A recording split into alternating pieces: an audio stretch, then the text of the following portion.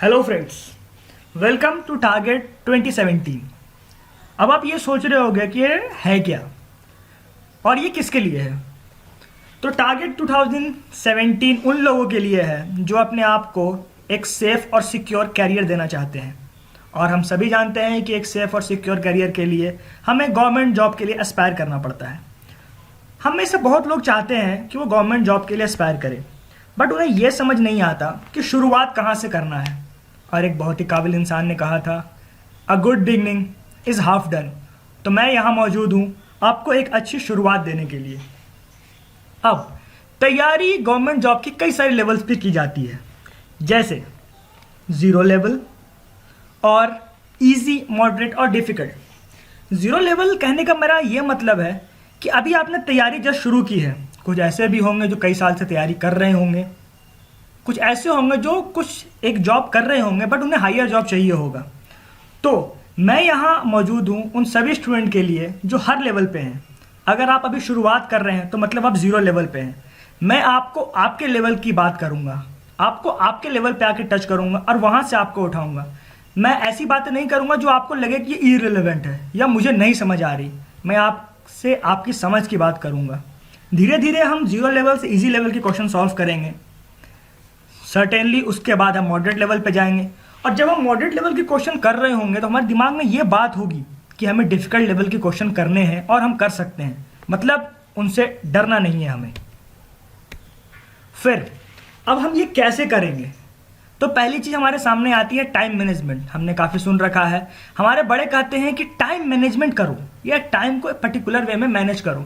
लेकिन अगर आप उनसे पूछेंगे तो ये भी नहीं बता पाएंगे या फिर आपको सेटिस्फैक्ट्री आंसर नहीं दे पाएंगे कि टाइम मैनेजमेंट है क्या। चलिए मैं आपको बताता हूँ।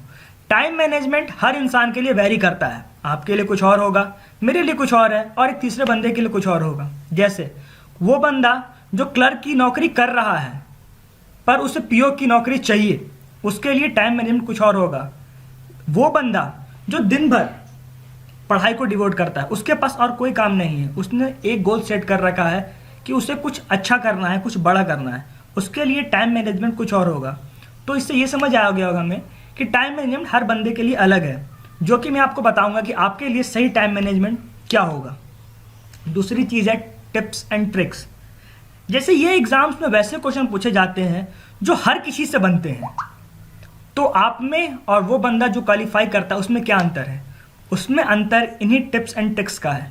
वो उस क्वेश्चन को 2 मिनट में करता है जिसको आप 5 मिनट लगाते हो, और जिस क्वेश्चन को आप 2 मिनट में करते हो वो उसको शायद 30 सेकंड में कर रहा है। तो मुझे यही गैप कम करना है। अगर आप किसी क्वेश्चन को 2 मिनट में करते हो तो मैं बताऊंगा उसको 30 सेकंड में कैसे करना है। अगर आप किसी क्वेश्चन को 1 मिनट में कर रहे हो तो मैं बताऊंगा उसको 10 सेकंड में भी किया जा सकता है। तीसरी चीज़ है नोट मेकिंग। नोट मेकिंग से हम और आप पहले से फेमिलियर हैं। नोट मेकिंग वो होती है कि हमें जो चीज़ें इंपॉर्टेंट लग रही है उसे नोट करना। जैसे मैं यहाँ हर वो चीज़ डालूंगा जो मुझे इंपॉर्टेंट लगती है, बट ये कतई ज़रूरी नहीं कि वो आपको भी इंपॉर्टेंट लगे। तो आपको जो इंपॉर्टेंट लगेगा इन वीडियोज़ में आप उन्हें नोट करेंगे, and that's what note making is all about. अब हमने क्या शेड्यूल प्लान किया है आपके लिए? देखिए, पहली चीज़ है एप्टीट्यूड। एप्टीट्यूड काफ़ी भारी भरकम वर्ड है, नहीं? आप सोचते हो कि ये है क्या? ये कुछ नहीं है, ये वो मैथ्स है जो आप बचपन से करते आ रहे हो, मतलब क्लास 6 में, 8 में, 10 में जो आपने मैथ्स किया है उनका समअप है। इनको कलेक्टिवली एप्टीट्यूड कहते हैं। तो मतलब आप इस चीज़ से फेमिलियर हो, कोई टफ नहीं होने वाला है आपके लिए ये। दूसरी चीज़ है रीजनिंग। और हम इंडियंस रीजनिंग में अच्छे होते हैं क्योंकि हमें तर्क करने की आदत है। हम हर चीज़ में क्वेश्चन करते हैं कि ये कैसे हुआ, क्यों हुआ। तो नेचुरली रीजनिंग हमारी अच्छी है। सो रीजनिंग भी हमारे लिए कोई मुसीबत खड़ी नहीं करने वाली है। तीसरी चीज़ है इंग्लिश, जो हम सबको लगता है कि हमारे लिए मुसीबत खड़ी करेगी, बट नहीं। अगर आप हमारा साथ देते हैं, हमारे वीडियोस देखते हैं, हमें फॉलो करते हैं, तो ट्रस्ट में इंग्लिश आपके लिए कोई मुसीबत खड़ी नहीं करने वाला है। इंग्लिश से हम काफ़ी फेमिलियर होंगे और एक तरीके से कहें तो हमारी दोस्ती हो जाएगी इंग्लिश से। ये हमारे लिए एक बून का काम करेगा। चौथी चीज़ है कंप्यूटर। अगर आप ये सोच रहे हैं कि बचपन से मैंने कंप्यूटर चलाया नहीं, मुझे तो कुछ पता नहीं, तो डरने की बात नहीं है। आपके लिए खुशखबरी है कि कंप्यूटर का सिलेबस बहुत नैरो है। हमें बहुत सिलेक्टेड चीज़ें पढ़नी है, और वो क्या पढ़नी है और वो कैसे पढ़नी है इसके लिए हमारे वीडियोस देखें। और मैं हूं आपका दोस्त, आपके साथ हर कदम पे।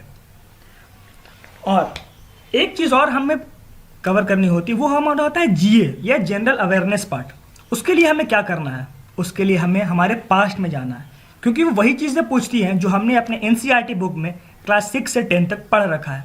जैसे हमारी 6 से 10 तक की एनसीईआरटी बुक्स में पढ़ा है हिस्ट्री, ज्योग्राफी, पॉलिटी और साइंस। ये सब चीज़ें हमने पढ़ रखी हैं पहले, तो हमें वापस जाना है, उन सब चीज़ों को ही मेमोराइज़ करना है। और मैं आपको बताऊंगा कि किन चीज़ों पे एम्फेसाइज करना है, मतलब किन चीज़ों पे जोर देना है हमें कि ये हमें याद करना है और कौन छोड़ना है।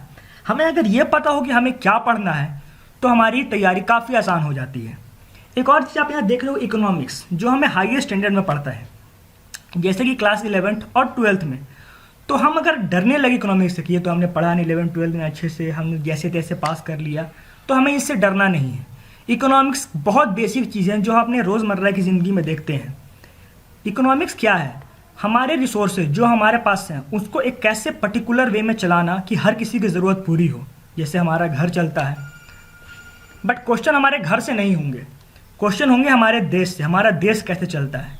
तो बस हमारा घर उठ के हमारा देश बनेगा और इकोनॉमिक्स हमारी सब्जेक्ट जो है इसी पर निर्धारित होगी पूरी तरीके से। अब बहुत सारे दोस्त होंगे हमारे जिनका ये कहना हो सकता है अभी कि ये चीज़ें तो हमने कर रखी है फिर भी हमारा अभी तक कुछ नहीं हुआ। तो उनके लिए कुछ एडिशनल चीज़ें यहाँ पे हैं। जैसे हमारे बड़े कहते होंगे कि बेटा न्यूज़पेपर पढ़ा करो, बहुत अच्छा होता है। आप पूछते भी होंगे कौन सा, तो आपको कहते होंगे द हिंदू पढ़ा करो। आपने कई बार कोशिश भी करी होगी नो डाउट, बट आपने छोड़ दिया होगा बीच में। छोड़ने की वजह बहुत साफ है, उसमें वर्ड्स काफ़ी डिफ़िकल्ट होते हैं और आउट ऑफ कॉन्टेक्स्ट बातें आपको लगती होंगी, लेकिन वो पढ़ना सच्ची ज़रूरी है। तो मैं यहाँ हूँ उस टफ एडिटोरियल को आपके लिए आसान बनाने के लिए।